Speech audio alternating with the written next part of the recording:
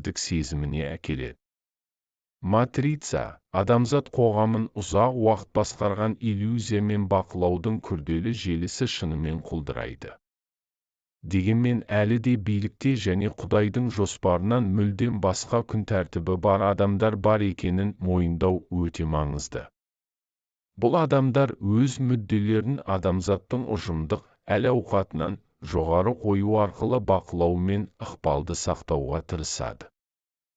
Дәл осы тұрғыда сіздердің көпшілігіңіз әлемдік сахнада болып жатқан үлкен шоуды ажырата бастадыңыз.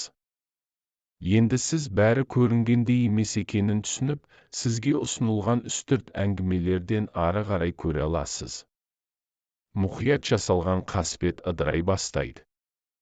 Біз мұны үлкен шоу деп атаймыз, өйткені мұның бәрі шын мәнінде болып жатқан оқиғалардан алшақтатады.